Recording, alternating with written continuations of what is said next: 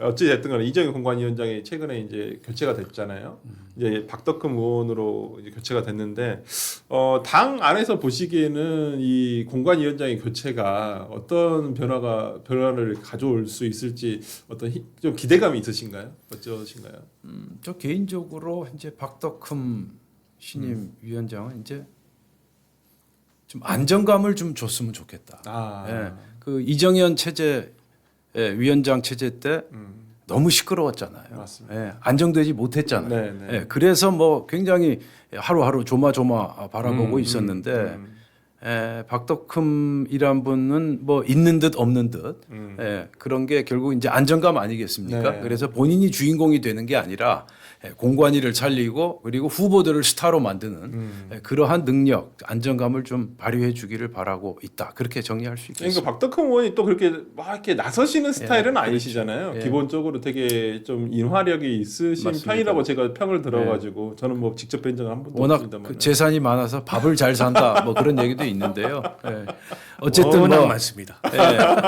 본인이 발광체라기보다도 이제 다른 사람을 빛나게 해주는 그런 스타일이라서 예. 어찌 보면 공천관리위원장은 그런 분이 필요할 수도 있습니다. 아니 저는 개인적으로 그냥 올 경선하면 되지 않을까라는 글쎄, 생각도 좀. 쉬운 길이 있는데 예. 지금 뭐 너무 어려운 길을 예. 여러 지역에서 많이 지금 이제 저질렀기 때문에 특히 네. 대구가 대표적인 맞습니다. 지역 아니겠습니까? 네. 대구에서 정말 지금 저희가 지게 되면 아마 저희 당 간판을 내려야 되는 정말 아슬아슬한 상황인데 정말 걱정이 됩니다. 네, 그러니까 예. 지금 좀 다시 지금이라도 저는 좀 국민의힘이 좀 정상적인 공천 시스템으로 돌아갔으면 좋겠다. 예, 특히나 문제가 많이 되는 데가 지금 가장 뭐 최근에 뉴스가 많이 됐던 오늘도 아마 우리 방송하고 있을 때 속보가 뜰는지 모르겠지만 주호영 의원 지금 가처분 결과가 예. 아마 오늘 내일 오늘, 아마 내일, 그 예. 거의 예상되고 있고 지금 충북이 가장 지금 저는 박덕흠 의원이 공관위원장이 되시면서 이 충북이 어떻게 될지 되게 궁금하긴 해요. 특히 이제 조기령 충주시장이 돌아올 수 있을지 아니면 그냥 이대로 그냥 갈지 근데 모르겠어요. 뭐 공간 위원 구성을 보니까 현역 의원들을 많이 늘렸더라고요. 네, 네, 네. 그래서 아마 이정현 대표 체제에서 여러 가지 불안정했던 요소들을 그럼으로써 이제 당내 민심도 많이 이반됐잖아요. 네. 특히 의원들이 사무총장이 공관위 부위원장이었는데 회의하다가 막 뛰쳐나가고 근데 그런 거를 좀 보완하려고 공관위원 구성도 상대적으로 이제 원내 의견을 좀 많이 반영하려고 한 것 같고 네. 아니 또 다시 그렇게 파행이 되면 되겠어요? 선거 이제 60일 남았는데 그렇죠. 아직도 공천이 안 끝난 것도 네, 이상한데. 네. 근데 이제 문제는 결국 충북하고 대구를 어떻게 처리할 거냐 이 관건이죠. 네. 그러니까 재보궐 공천으로 넘어가기 전에 아니 법원에서 인용이 됐는데 뭐 일각에서는 뭐 즉시 항고를 할 거다, 이의 신청을 할 거다 하는데 아니 근데 즉시 항고를 하더라도 법적인 효력은 가처분 그 자체가 효력이 유지가 됩니다. 유지가 그러니까. 되죠. 그리고 네, 이의 네. 신청에도 안 받아들일 거란 말이에요. 그러면은 뭐 경선하는 수밖에 도리가 더 있어요? 네. 아니면 네. 다시 컷오프를 시켜야 돼요. 처음부터 절차를 밟아서. 아. 근데 이거 진짜 무리수죠. 그거는 그러면 뭐, 김영환 네, 지사한테 그거 힘들 등 떠미는 거 아니야 무소속으로 나가라고. 그거 어떻게 그렇게 할 수가 힘들 있겠어요. 거예요. 대구도 마찬가지예요. 주호영 부의장 어제 뭐 그 공정경선 약속하는데도 가셔가지고 내가 후보인 척 이렇게 하고 있는데 가처분 만약에 인용되면 어떻게 그걸 수용을 안 해요. 아니 저는 그거 보고 결과를 좀 기쁨을 받으셨나? 솔직히 좀 그런 생각도 좀 법원에서? 들었어요. 아니 뭐 법원인지 어쩐지 저도 잘 모르겠어요. 경선과 관련해서는 약속을 받은 것처럼 본인은 얘기를 하더라고요. 그러시더라고요. 네. 장동희 대표 만난 이후로 가셨으니까. 네. 그래서 뭐 본인은 결과에 좀 자신 있어 하기도 하고 뭐 장동희 대표가 분명히 이 가처분 결과에 따라서 뭐 경선에 경선에 참여시키겠다. 뭐 그러겠다고 예. 했기 때문에 저는 처음부터 이게 그냥 그분들 그 8명 9명이 전부 다 경선을 했었으면 이런 문제가 하나도 없었을 맞습니다. 텐데. 그런데 이제 아쉽다라는 생각이 그렇게 해서 경선을 하면 네. 무난하잖아요. 네. 근데 중앙 정치는 그대로 아닙니까? 네. 그렇기 때문에 뭔가 그 지방 선거를 계기로 해서 선거에서 이길 수 있는 어떤 드라마틱한 장면을 연출해야 된다라는 문제 의식은 맞았는데, 근데 이제 전직 공관위원장은 상당히 과연 이게 그러니까 공익에 대한 관념이 잘못된 것인지 아니면은 그 본인의 어떤 그 철학과 비전이 일반 상식하고는 좀 동떨어져 있는 건지는 모르지만 그런 데서 이제 단속 몽천도 하고 컷오프도 했는데 거기서 상당히 시끄러웠던 거 아닙니까? 네. 근데 지금은 이제 새로운 공관위원장이 그냥 경선으로 무난하게 근데 무난하게 해서 후보를 내면 과연 그 사람들이 그러면 본선 경쟁력이 있느냐 이것도 별개의 문제라는 네. 거에 딜레마가 있다라는 것입니다. 지금 앵커께서 이제 무난한 경선을 왜 안 했을까 지금 네. 몇 차례 말씀을 네. 하시는데 네. 그 속사정을 좀 제가 말씀을 올리자면 네. 대구 같은 경우는 이른바 카르텔 현역 의원 12명의 카르텔이 형성돼 있고 네. 그 카르텔에서 이진숙 후보가 되는 걸 원하지 않고 있다. 아. 그런 분석이 나오고 있고 아. 상당히 유력한 분석입니다. 네. 그러니까 이진숙 후보는 대구 현역 의원들 입장에선 이방인이자 외지인이에요. 네. 새로운 인물이죠. 네. 그런데 새로운 인물이 지금 여론조사 1위 아닙니까? 그 사실, 그 팩트가 굉장히 못마땅하고 불편한 겁니다.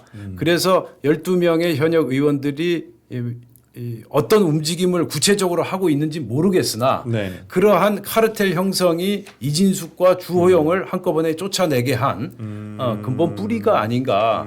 그래서 이제 이진숙 후보하고도 제가 이렇게 취재를 해보면 네. 이진숙 후보는 향후에 지역구에 자리가 나더라도 지역구에 절대 가지 않겠다. 지역구에 지읒자도 꺼내지 말아달라. 아. 오로지 대구시장만 향해서 돌진하겠다. 이렇게 얘기하고 있습니다. 그래서 이게 단순한 무슨 개개인의 싸움이 아니라 굉장히 복잡다단한 신구 정치 권력의 어떤 과도기 속에서 지금 대구 시민들은 지금 새로운 인물, 좀 화끈한 인물, 잘 싸우는 사람, 힘 있는 사람, 패기 있는 사람 이걸 원하고 있거든요. 네. 그런데 정치권에선 지금 3선, 4선, 5선, 6선 이렇게 지금 오랜 세월 카르텔을 형성하면서 지금 정치권 특히 TK 지역을 장악하고 있다. 이 부분을 좀 들여다봐야 하는 게 아닌가 그런 생각이 근데 듭니다. 저는 이제 국민의힘이 잘 생각을 해야 될 텐데 네.